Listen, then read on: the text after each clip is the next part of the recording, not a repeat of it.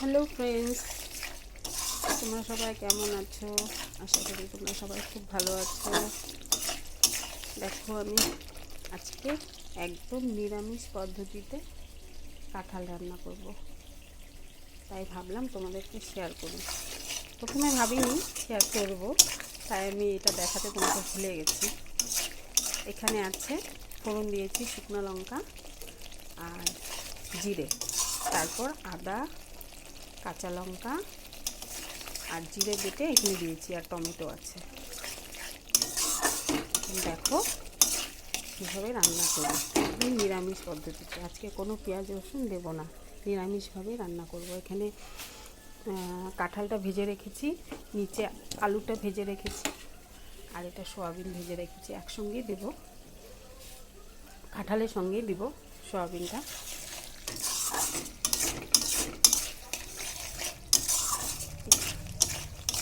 এখানে কিন্তু কোনো পেঁয়াজ রসুন এই জন্য মশলার মধ্যে নেই, শুধু আদা, জিরে আর কাঁচা লঙ্কা। আর এখানে টমেটো দিয়েছি, এভাবে কেটে কেটে টমেটো দিয়েছি, আর কিচ্ছু দিইনি। ফার্স্টে দেখাতে ভুলে গেছি, তাই ভাবলাম এখন করিনি, এখন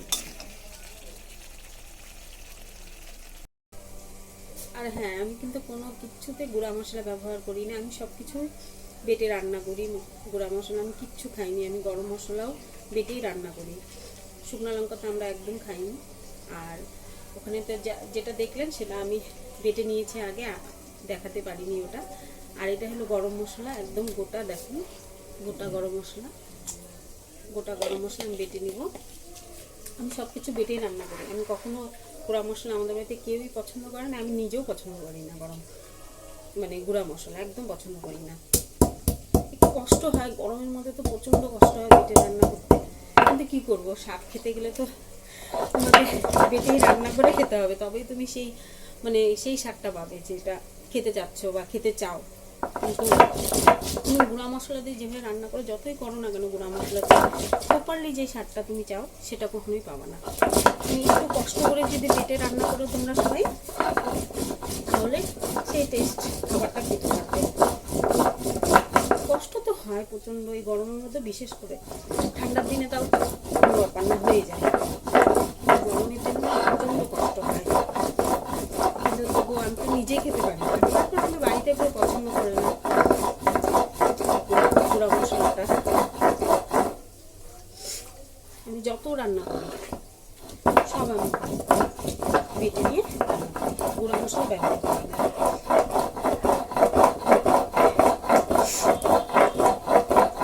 আর বাড়তে তো আমাদের শুকনো লঙ্কা হয় না, কারণ আমাদের বাড়িতে কেউ শুকনো লঙ্কা খায় না। শুধু কাঁচা লঙ্কা, জিরে এগুলো বাড়তে হয়। আমি ধনিয়াও পর্যন্ত বেটে খাই, জানো। আমি ধনিয়াও গুঁড়া ব্যবহার করি, ভালো লাগে না। আমি না রান্না করতে করতে গুঁড়া মশলায় ভালো রান্নাও করতে পারি না। সেই স্বাদটা হয় না যেই স্বাদটা আমি বেটে রান্না করি।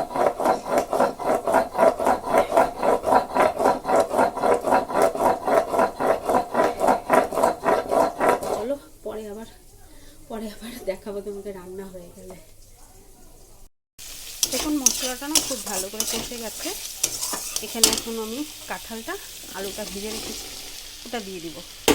এখন ওটা দিয়ে একটু মশলাটা এটার মধ্যে যাতে ভালো করে লেগে যায়, আমি এটার মধ্যে ভেজে দিব। কাঁঠালটা যখন ভেজেছি তখন লবণ দিয়েছি, তারপর তোমার আলুটা যখন ভেজেছি তখনও লবণ দিয়েছি। তার জন্য এখন লবণটা পরিমাণটা আপনারা বুঝে দেবেন। আমি দিচ্ছি আমার মতন, অল্প করে দিচ্ছি, প্রয়োজন পড়লে পরে দেওয়া যাবে। এখন এটা ভালো করে কষিয়ে দেব।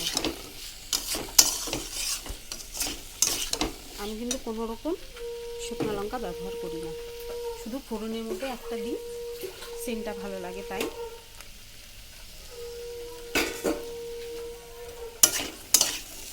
আর এটা হলো গরম মশলা বেটে নিয়েছি। এখন এটাকে একটু ঢেকে রেখে দিই। হ্যাঁ, ঢেকে দিলে তাহলে আমার তো মশলাটা দিতে একটু লেট হবে, হয়তো গন্ধটা না চলে যাবে। এটা একটু ঢেকে রেখে দিলাম। এখন এটা কষিয়ে নিই। আর ওদিকে আমি গরম জল বসিয়ে রেখেছি, গরম জল দিয়ে দিব তরকারিতে। দেখুন আমার একদম এটা কষানো হয়ে গেছে, একদম সুন্দর মশলা একদম লেগে গেছে। আর সয়াবিনটা কিন্তু আমি এখন দিইনি, সয়াবিনটা আমি পরে দেবো, কারণ কি এখন দিলে নরম হয়ে যাবে, বেশি খেতে ভালো লাগবে না। এই গরম জলটা হয়ে গেছে আমার, এখন আমি গরম জলটা একদম ফুটন্ত গরম জল, হ্যাঁ, আর গরম জলটাই দেওয়ার চেষ্টা করবেন রান্নাতে। গরম জলটা দিলে রান্নার টেস্টটা ভালো হয়। আর আমার তো একটু ঝোল করতেই হয়, কারণ কি ঝোল না করলে মেয়েও খেতে পারবে না, আর মেয়ের বাবাও খেতে পারবে না, ওদের একটু ঝোল লাগে, ঝোল ঝোল করতে হয় একটু। তাছাড়াও সবজিটা একটু জাল হবে, সয়াবিন করবে এটার মধ্যে, তাহলে তো আমার জলটা একটু বেশি লাগবেই, আর একটু জালও হবে। এতটা জল দিবেন, আর জল আপনাদের পরিমাণ করে দিবেন। আর আপনাদের যদি আমার রান্না ভালো লেগে থাকে তাহলে অবশ্যই কমেন্ট করবেন, তাহলে আমারও ইচ্ছে করবে আপনাদের নতুন নতুন নতুন কিছুই না, ঘরোয়া রান্নাই আমি পারি, তেমন কোনো নতুন রান্না আমি পারি না। যেটা পারি না সেটা বলে তো কোনো লাভ নেই, আমি ঘরোয়া রান্না করতে পারি যতটুকু পারি। আশা করি সবাই আমারটা যারা যারা খেয়েছে তারা সবাই বলে, জানি না আমি নিজেরটা তো নিজে বোঝা যায় না, কিন্তু যারা খেয়েছে তারা সবাই আমাকে বলে তোমার রান্নাটা খুব ভালো লাগে। তাই আমি যতটুকু পারবো, যদি আপনাদের ভালো লাগে তাহলে কমেন্ট করবেন, আমি অবশ্যই চেষ্টা করব। কারণ কি আমার সময় হয় না যে আমি রান্নার রেসিপিটা আপনাদের দিই, তবুও আমি চেষ্টা করব আপনাদের যদি ভালো লাগে তাহলে আমি রান্নার রেসিপিটা চেষ্টা করব আপনাদের দেখানোর, যদি আপনাদের ভালো লাগে, যদি কমেন্ট ভালো ভালো পাই। আর খারাপ পেলে তো আমি দিবই না। সয়াবিনটা পরে দিব, আর একটু পরে দিব, জালটা হোক। অবশ্যই গরম মশলাটা দেওয়ার পর অল্প একটু বেশি না ঘি দিয়ে দিবেন, কারণ কি এটা নিরামিষ তো, নিরামিষের মধ্যে অল্প ঘি না দিলে তোমার অতটা ভালো লাগবে না, একটু ঘি দিলে সেন্টটা ভালো আসবে, তাহলে খেতেও স্বাদ লাগবে তোমার। আমি নিরামিষে আজকে ইচ্ছা করে করলাম নিরামিষটা। বাস রান্না হয়ে গেল, আমার রান্না রেডি, গরম মশলা দিয়ে দিচ্ছি, বাস এখন নামিয়ে দিব, বাস আমার রান্না কমপ্লিট। রান্না হয়ে গেছে, এখন আমি ঢেলে রাখলাম গামলাতে। দেখুন কমপ্লিট আমার রান্না। ভালো লাগলে বলবেন, অবশ্যই লাইক কমেন্ট শেয়ার করবেন। আর যদি আমার রান্নাটা কমপ্লিট ভালো লেগে থাকে তাহলে ভালো কমেন্ট করবেন, যাতে আমি নেক্সটে আর একটা রেসিপি আনতে পারি।